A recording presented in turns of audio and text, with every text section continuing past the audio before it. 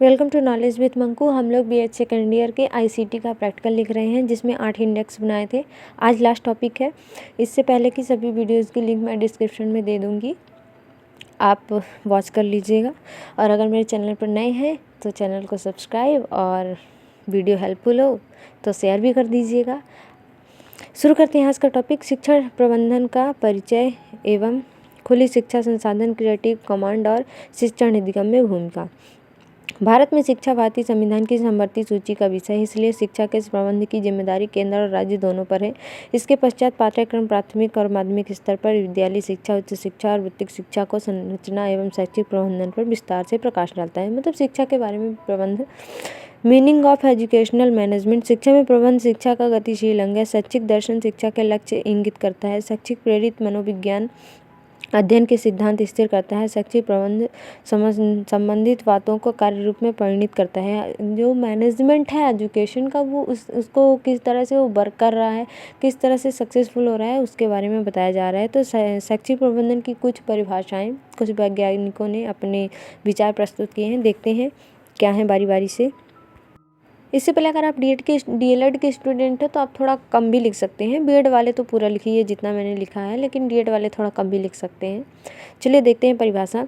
हेनियर केवल के अनुसार प्रबंध से अर्थ पूर्वानुमान मन लगाना, योजना बनाना, संगठन करना, निर्देशन करना, समन्वय करना तथा नियंत्रण करना। यानी कि शिक्षा को किस तरह से सही रूप से उसका संगठन करना, उसका निर्देशन करना कि कैसे क्या करना है, कौन से रूल को कहाँ पे फिक्स करना है या इस रूल में क्या संशोधन करना चाहिए, उसको कहा है हेनियर ने। एलन के अनुसार प्रबंध वह कार्य है जो किसी प्रबंधक को करना पड़ता है। बिल्कुल उनका कहना है कि प्रबंध वह कार्य है जो किसी मतलब एक कह सकते हैं कि जिम्मेदारी रिस्पॉन्सिबल इंसान करता है। विलियम एच न्यूमैन के अनुसार किसी सामान्य उद्देश्य की पूर्ति के लिए किसी व्यक्ति समूह के प्रयत्नों का मार्गदर्शन, नेतृत्व एवं नियंत्रण ही प्रबंध कहलाता है। विलियम्स ने थोड़ा ठीक कहा है कि किसी सामान्य उद्देश्य की पूर्ति के लिए, यानी कि किसी एक, जैसे कि हमको कोई एक काम करना है तो हमें उस काम को हम कई तरीके से कर सकते हैं। अगर हमारे पास वीक लीडर है तो उसमें हमको आधे घंटे लगेगा।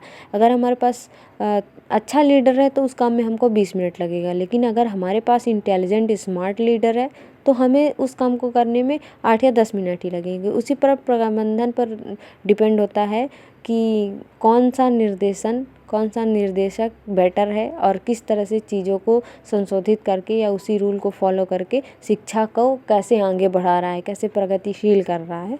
वो यही बात कहनी चाहिए उन्होंने। ईएफएल ब्रेक के अनुसार प्रबंध से तात्पर्य किसी व्यावसायिक एवं शैक्षिक समस्याओं की क्रियाओं, नियोजन व निगमन से है। उन्होंने ये कहा है कि शिक्षा से रिलेटेड प्रबंधन वही है जो उनकी समस्याओं का और उनके कार्यक्रम को, है ना, मतलब उनकी समस्या और उनका नियोजन दोनों का इकट्ठा लेके, मतलब खुशी और गम दोनों को साथ लेके नियंत्रित रखे, दोनों को बैलेंस्ड बनाए रखे, मैनेज रखे, वही क्या है प्रबंधन। खुली शिक्षा संसाधन। मुक्त शिक्षा एक दर्शन है जिसके अनुसार लोगों को ज्ञान का उत्पादन, साझा करना और निर्माण करना होता है। इसमें सब लोग एक दूसरे को बताते हैं किसी भी टॉपिक के बारे में, कि मतलब जिसको जो जानना होता है उसके बारे में सब लोग खुला बोलते हैं, डायरेक्ट बताते हैं कि हमें ये चीज़ पढ़ना है, ये चीज़ करना चाहिए, ऐसा वैसा। खुली शिक्षा के समर्थकों का मानना है कि दुनिया में हर किसी को उच्च गुणवत्ता वाले शैक्षिक अनुभवों व संसाधनों तक पहुंच होनी चाहिए और वे इस लक्ष्य में आने वाली बाधाओं को खत्म करने के लिए काम कर सकते हैं।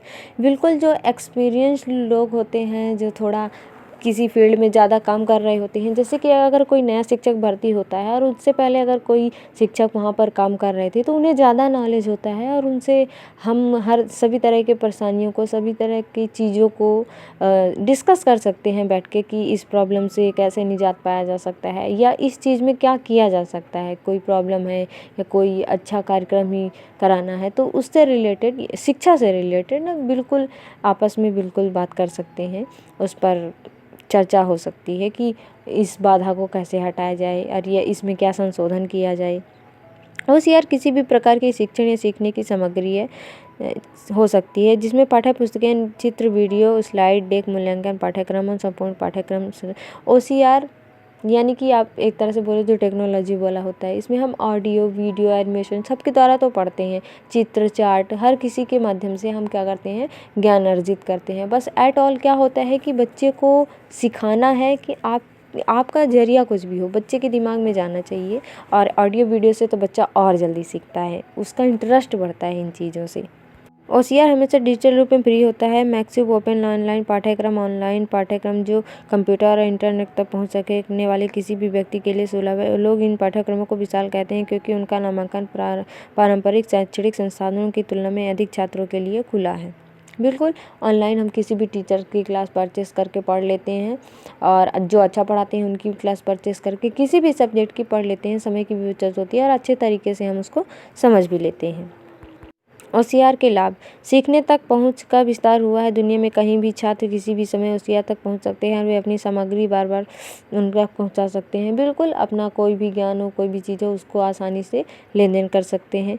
स्केलेबिलिटी, ओसीआर को कम या बिना लागत के व्यापक रूप से वितरित करना आसान है। सीखने के परिणामों के साथ बेहतर तालमेल बढ़ाने के लिए पाठ्यक्रम संसाधनों को संशोधित करें।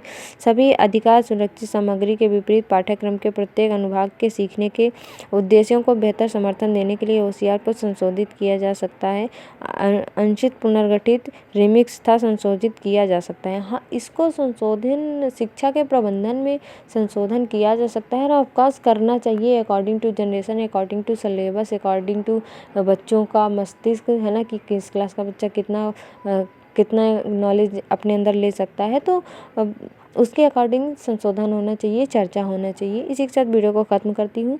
और अगर वीडियो पसंद आए तो चैनल को सब्सक्राइब और वीडियो को लाइक शेयर करना बिल्कुल नहीं भूलिएगा। मिलते हैं नेक्स्ट टॉपिक के साथ। और हाँ, कुछ दिनों बाद मैं लेसन प्लान शेयर करने वाली हूँ, तो चैनल से जुड़े रहें।